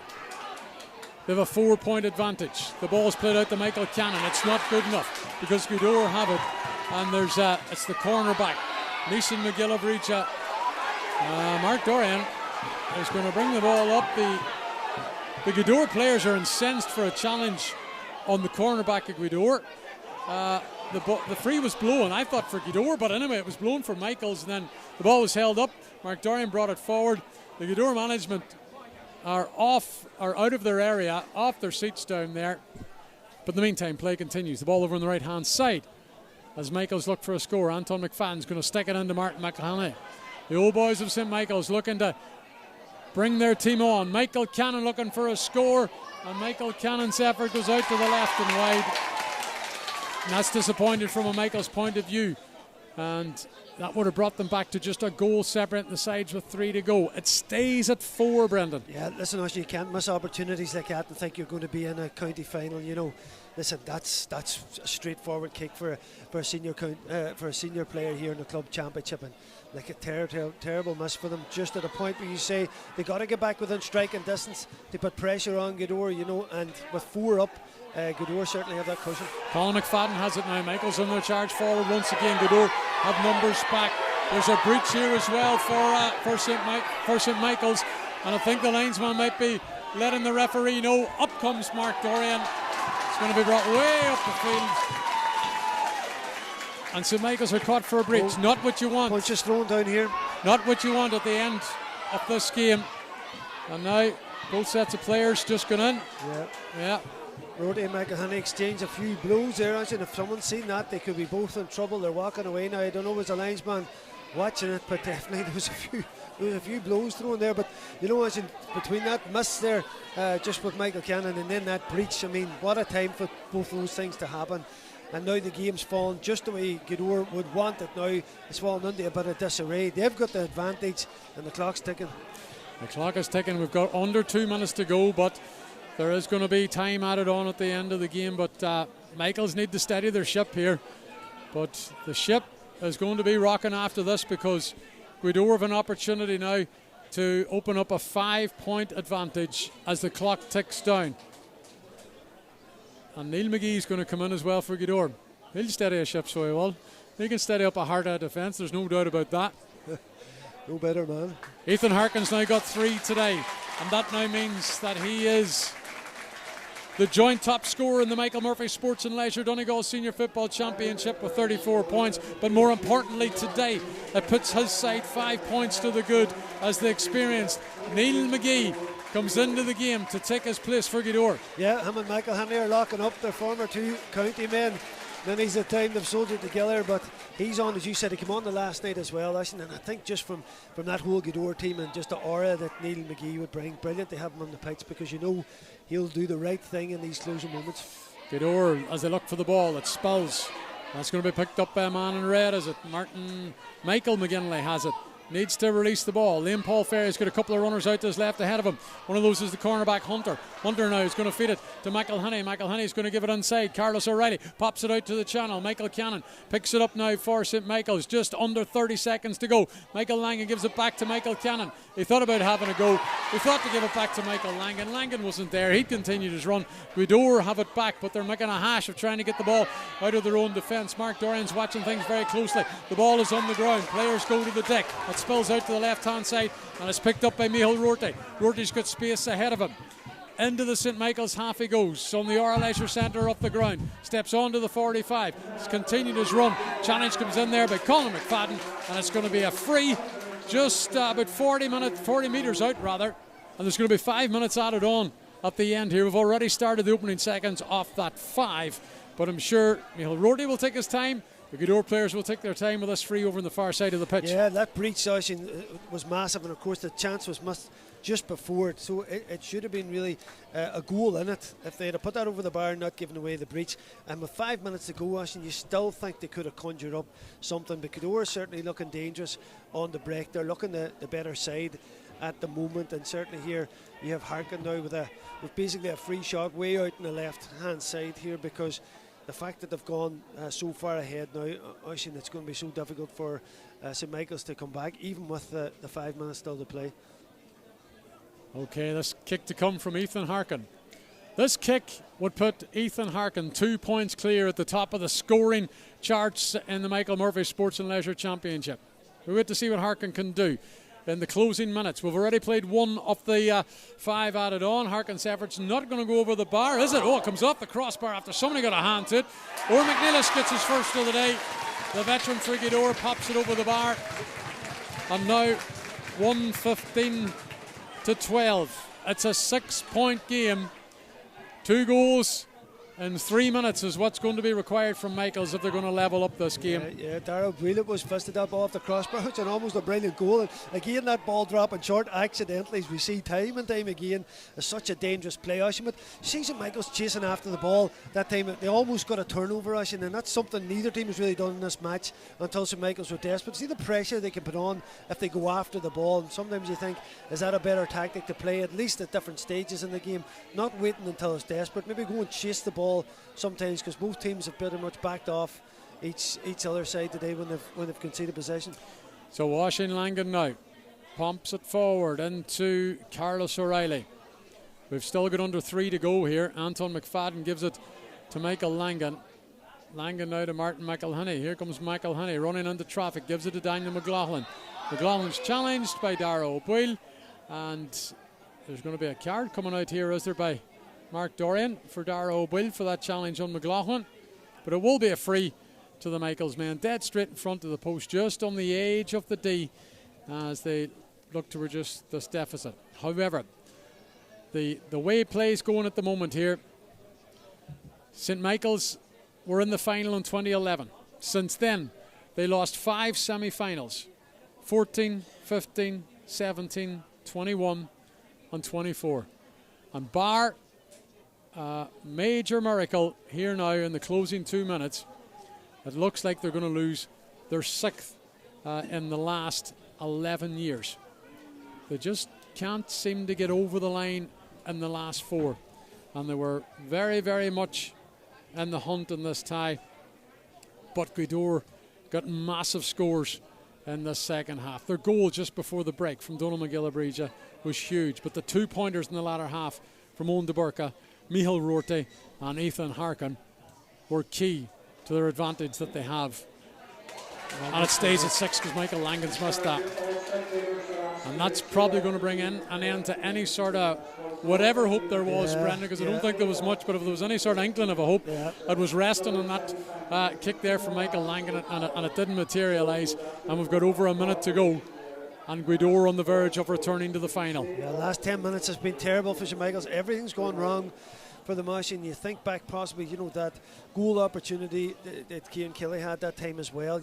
All those things had to go right, and nothing has gone right from them late on in this game. Too many bad wides, and as I say, that the point to give away to Harkin as well. A hammer blow to them all around. Now they're going searching for goals, and Guidor aren't going to let them inside for any, and that's why Neil McGee's on the pitch as well. Yeah, they didn't look like getting any really. Well, they had 2 opportunities, but other than that, there was nothing that they really troubled Gaoth with in front of goals. And both of those opportunities came from the big midfielder, Kieran Kelly. So we're into the closing 30 seconds of this game. It's not going to be St. Michael's Day yet again. They're going to lose a semi-final in the Donegal Senior Football Championship.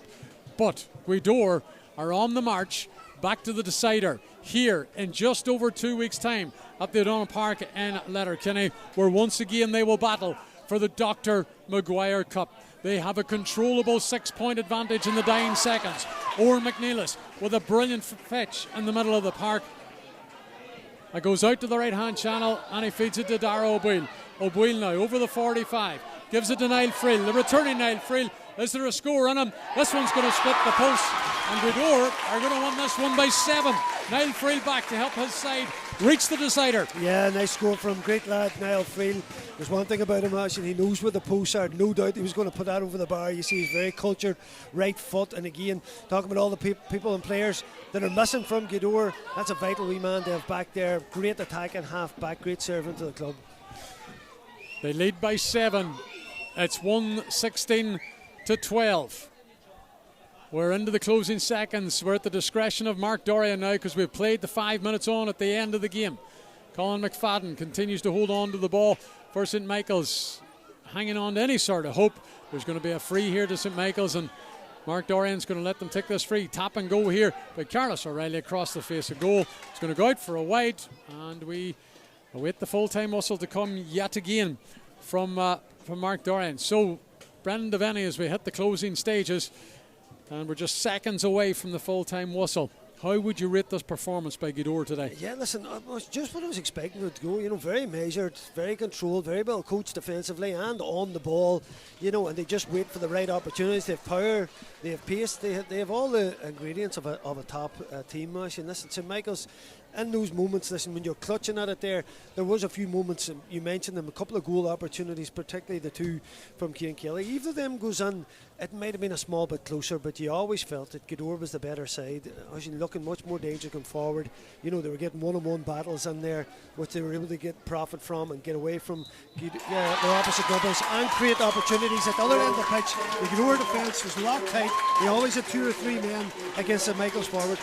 You probably heard the full-time whistle going, and the Gaoth supporters are on their feet here at the O'Donnell Park in Letterkenny, because the men from Mahragallen are returning to the county final for the first time in 2 years. They were there in 2023, but they lost on that day to Niamh Connell, and they're still in the hunt for a first Dr. Maguire Cup in 7 years. They haven't won it since 2018. That was the year they dominated Donegal. That was the year that they dominated Ulster. They were led by Niall Friel on that occasion. He returned here today after a time away from home to play his part and help his side reach the decider once again.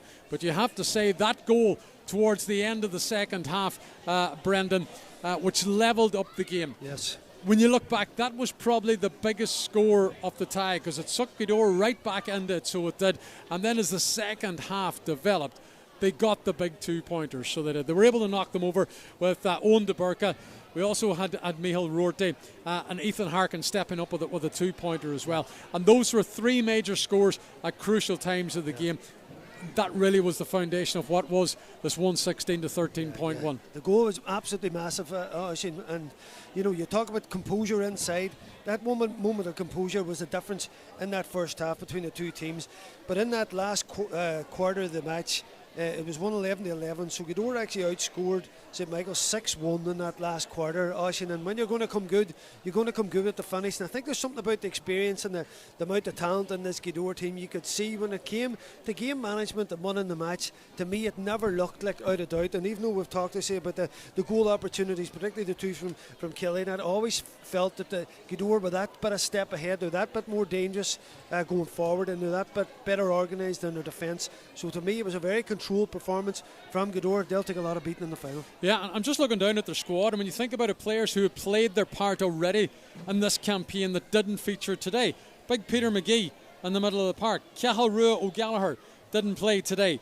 Jordy Gribben didn't play today either. And there's a few others mixed in there in the substitute. They have lots of quality, not just in that 15 that lines out, but the guys that are sprung from the bench as well. Yeah, listen, I suppose come back to that brilliant under-21 team that they had a few years ago that won Ulster. Then they obviously went through it at senior level, won Donegal, won Ulster, went to an All-Ireland semi-final. So even though, as we mentioned pre-game, the amount of players that have turned over, but what they keep doing is producing great underage teams. They're always represented at county level as well. And I suppose you look at McNeely's here and Francie Field and the rest of his backroom team, you know, this is year 3 for them. They were surprised by themselves getting into the county final year 1. Last year the semi-final, very unlucky to lose. So they're back here now, and it looks like they're year on year getting better and better. And you look at different teams this year, who have improved this season. You'd have to say this Gaoth team looked like a real force, a real unit, and you can see the coaching and work that they're doing, and that's why you can trust them in this game today. To me, they never looked like they were going to lose this match. They never looked like losing the game, and Ethan Harkin, who is now the top scorer in the championship here in Donegal. He didn't really get on the scoring board until the latter part of this game, where one of his scores included a 2-pointer. If we go back to the first half for Gaoth as well, Stephen McFadden was very important to them in that opening half. He chipped in with 3 scores in the opening quarter. We had the goal from Donald McGillivray towards the end of the half. The likes of Owen DeBurka scored a 2-pointer in the second half. He ended the game with 4 points. Finian Call got in the scoring act, as did Michael Rorty, who had 2, and Eamon Collum was part of the scores. And the last 2 scores for Gaoth in this game, the last 2 players who knocked it over the bar, 2 men that know a thing or two about winning championships for Gaoth, Oran McNeilis and Niall Friel were the 2 there. They now have an opportunity to sit back, Brendan, and watch what's going to develop tomorrow. Naomh Conaill, of course, are taking on Four Masters. That's a game that we're going to have live on Highland Radio. Sunday Sport tomorrow afternoon, and it's also available on the Donegal GAA streaming service with streamsport.ie. And your commentary team will be the Highland pairing of Brendan Kilcoyne as match analyst and commentator, Diarmuid Doherty. But we're going to be like Gaoth. We're going to be able to sit back and watch that one. What are you expecting tomorrow in the second semi-final, Brendan? Yeah, listen, I can't wait to see it. You know, I suppose you have 2 very different contrasting teams. You have the unbelievable experience and winning ability of Naomh Conaill, who are always thereabouts, even though they came out back from the dead against Termon the last day out. They're looking for form. I was chatting to some of the Naomh Conaill players and some of the Doherty men that were here, the stalwarts. They're looking for form from this team. They feel Naomh Conaill haven't hit form yet, which is dangerous for everybody, because here they are in the semi-final. You'd have to say the second half performance, particularly the final quarter there, last day out, you've seen the absolute brilliance of Four Masters. The way they destroyed Dunlow, you know, last year's finalists. No one's seen that coming. They drew just a few weeks ago. So they're on a real crest of a wave, this Four Masters team. And everybody keeps talking about they're a coming team. And I'm sure, you know, Barry Dunyan and his background team don't want to hear that. You've got to strike when the time is right. They're going to see this as a chance to make our breakthrough, maybe early in some other people's eyes, but not in their camp. So that's set up for another classic tomorrow. Yeah, hopefully we get a classic as well. A lot of people now will be thinking it's going to be a repeat of the 2023 final, where Naomh Conaill, of course, defeated Gaoth, but we wait to see. Four Masters are going to have a huge shout in that. We're going to hear in just a few moments from Ronan McNeilis, who is the manager of the Gaoth side, who find themselves, of course, back in a county final. And I'm just watching down there, Ronan standing having the crack on the steps. Maybe Sinead, the PRO, might bring him up here before we go off air and get a word with the Gaoth manager and himself and Francie Friel, Brendan, and the background team that they have. Listen, there has been knockbacks on the road, but they've been working very, very hard to see these results out and try to get back and give this group and give the parish and the community down there of Gaoth and down in Mahrigal another opportunity of success. Yeah, and listen, the work that goes, listen, I know I was involved with unions last year. The time and the effort is absolutely massive, and listen, McNeilis is a great guy. I've had a few conversations with him about that and about time. Sorry, a bit of noise here. We have a couple of... Well, tell our listeners it's actually your young fellas, your sons that are up there. Boys here, and Trassa's Gaoth stuff on them now. Last year, obviously, they were unions up. They have a second chance this year because Trassa's put Gaoth stuff on them, so they'll still be going to the county final looking for something. Yeah, they've landed up in the country box, but you know, Aishin, you got to say that lads are doing a fantastic job. I'm looking down here at Francie Friel as well. You can see the coaching that goes on, Aishin, and that is night after night, you know, weekend after weekend, working on your system. And if you have a lot of talented players that buy into a system, Aishin, defensively, And then when you're on the break with players, like Rorty, like Darrell Boyle, like Ethan Harkin, you're going to be a dangerous team. So you can see there's a real team ethic in there, and that's what the whole thing's built on, and that's why Gaoth now are back in the county final. Okay, I'm going to let you go. You might go down and speak to maybe one of the or two of the Gaoth players and get us a bit of reaction for the show tomorrow. That is Brendan Devaney, who was on co-commentary with me today here at the O'Donnell Park in Letterkenny, and he's got his two young cubs with us here who are enjoying the crack, and I've got loads of friends down in Gaoth. I'm actually just looking to see where my manager went. Brendan, you know what? Maybe you might just say to Ronan McNeilish down there before we go off air if he could hightail it up the steps here to come and have a word with us. Yeah, he's seen the signal here now, so he'll join us in just a few moments, and we'll be speaking to the manager as he brings his side back to a county final. This has been a major result for Gaoth today, who have come through with 6 points to spare. I suppose it sounds comfortable in the score sheets, but that wasn't very much the case. 116 to 13 points was how it finished. And Ronan continues just to speak to Gaoth supporters as he makes his way up here to the commentary position. So here he comes, and we'll get his thoughts on his side's performance today in this tie. Come on ahead, Ronan. We'll just get our cameraman to line. I'll not keep you too long, Ronan. No, I won't. We've got our cameraman here as well. So just take a step back there beside me, and I'll give you that microphone. Good man. Kawarjas, well done. You're back in a county final, a place that you wanted to be. You spoke to the group down there after the game. A mighty result for you. What did you say to them? Yeah, just that performance was the performance we knew we needed today. St Michael's were here in merit. They've put up big scores. They've been impressive, and we knew we had to perform well to get over them, and we did do that. We did perform well. Didn't perform to the best of our ability, especially in the first half. We were disappointed with some of the scores they got off and stuff. It was too easy. But in the second half, we really went up the gears. And yeah, it's all about now 2 weeks' time and getting ready and making sure we're focused on that. Yeah, I suppose there was crucial parts of that game, and when you break it down, you look at the goal from Donal just towards the end of the half, and the 2 pointers that came from Naomh Miche, Michael Rorty and Ethan Harkin. They were probably the 4 big major points in the game where Gaoth started to take a grip of this one. Yeah, the goal before half time was really big because we were 3 points down. It probably was a 3 or 4 point win, and then for Michaels to go in, even Stevens, after conceding that goal, I'm sure that was a big blow for them. Now they came out well in the second half and they went ahead of us again, but those 2 pointers, as you say, there in the second half with that one was just huge. Ethan, Rorty again from play. It's just an Naomh Miche's one. Like their 2 pointers are such huge scores, and our boys made good use of that win there today to get them, and like they just really swung the momentum in our favour. Yeah. The fact that you were in a final 2 years ago and a semi-final last year, even when Michaels maybe looked and tried to get back into this game, you were still very structured. You didn't look in any way unsettled, particularly defensively, Ron. Yeah, it was 3 years of work now, working on that defence. Maybe the first year we were a wee bit naive at times and some of the things we did wasn't good enough, but last year and this year we've really worked hard in the defence, and it gives us a good platform and a good basis. Last year was such a disappointment for us. We felt we made great strides last year as a unit, S&C wise, everything, and to come up short by a point to a good Unions team was a real killer blow for us, and that hurt today. We were banging it home all week, that hurt from last year. Really drove the boys on, and they made sure they were focused today to get back to the final. This group that you have at the minute, how strongly would you rate them? Because you have a lot of quality players there that started this game, and you were able to bring Niall Friel, who's returned, which is a huge boost, back into the tie. The experienced Neil McGee came on, but when I looked at the substitutes, there was the likes of Jordy Gribben wasn't there. Cathal Rule Gallagher didn't play today, and there's one or two others that featured in this championship in recent games that didn't feature today. You've bucket loads of strength and depth in that squad, one. Look, those lads are all fantastic footballers, and even more importantly, they're such great lads and great attitude off the field, on the field.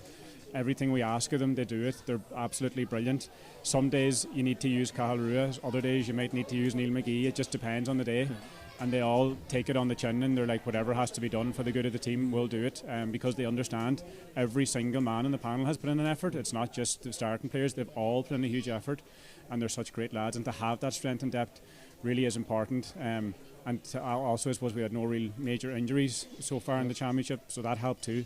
But look, the quality of footballers in Gaoth, and when we have our heads right, we're hard to stop. Yeah, and another man that Peter McGee featured the last day that didn't feature today. But listen, you now find yourself in a final, and I was watching you coming up here to try and get you up as quick as possible for the interview, but you were stopped by so many people.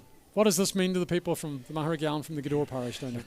Gaoth, we're competing every year. I don't think Gaoth get the credit either for doing that. I think the last 2 games we've been gone in as underdogs, and that's fair enough. That's the way people see it.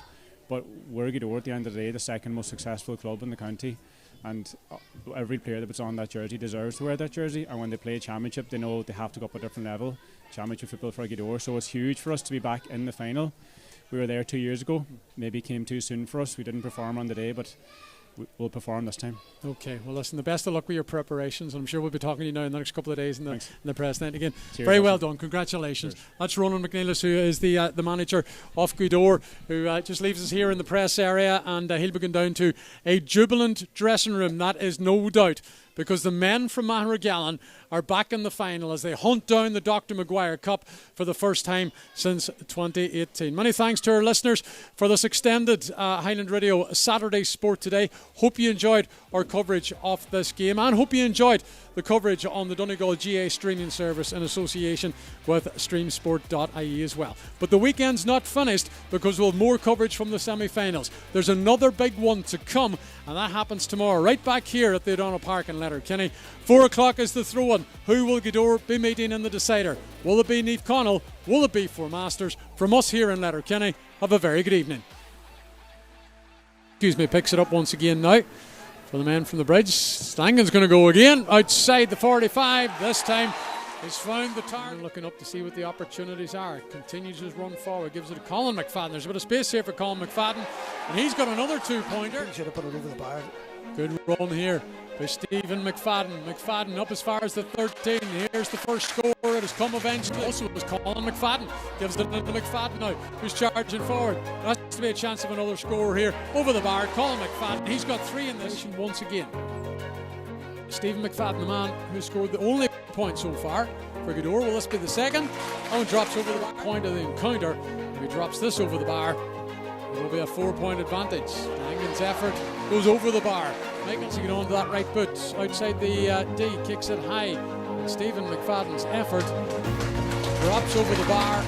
Titanic last 4 tussle. Looking to get up the score sheet. Here he comes on the left peg. That one is a Curran, and Curran, I think it's done enough to drop over the bar at 45. Right, pop forward into DeBurka. DeBurka has it now inside the D. Turns on the right foot. He sends it high, and DeBurka's got a chip it out now to the man free. This is funny and call. Ball's go through a couple of challenges, does well, turns onto the right foot, sends it high, and that one goes over the bar. This is funny and call once again, up towards the edge of the arc.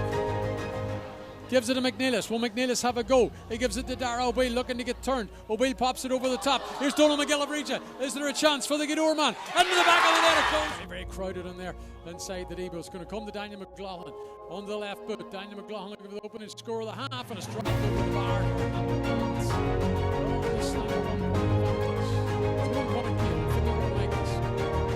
Tell you what, you can make that 2. It's back now to Ethan Harkin. Harkin looking to get turned to the left.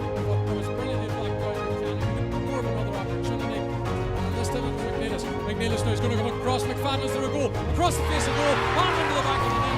Oh, it's gone out to the right and wide. Gives it into DeBurka. DeBurka's going to have a goal for 2 here. DeBurka sends it high and drops over the bar. And Gaoth have got their first 2 points. Michaels looking to find a bit of space. There's a high challenge there. This one's kicked high and it goes over the bar. And we're level. Ferry picks it up. Goes to the 45 in Michaels' half. There comes one, and it's going to drop, and it's not Ferry. It comes Langan with a challenge. Ball's laid off. This is an effort now that's kicked high, and it's dropped over the bar as well. Not the place of funny call. Here comes that big right foot. It's a trusted right foot, and he trusted it there. Here comes Harkin. It drops over the steady shot for the world. You can steady up a hard out defence, and no doubt about that. Ethan Harkin's now got 3 today. 45 added on. Harkin's effort's not going to go over the bar, is it? Oh, it comes off the crossbar after somebody got a hand to it. Or McNeilis gets his first of the day. Wheel now over the 45. Gives it to Niall Friel. The returning Niall Friel. Is there a score on him? This one's going to split the pulse. And Gaoth today. Yeah, listen, that was just what I was expecting it to go. Very measured, very controlled, very well coached defensively and on the ball. And they just wait for the right up. At Michael Murphy Sports and Leisure, we cater for everyone, from top sporting athletes to relaxed casual sporting individuals and everyone in between. We also provide a large range of teamwear services and cater for schools and clubs. Orders can be customised to your specification to suit your individual needs. From clothing to equipment, we've got you covered.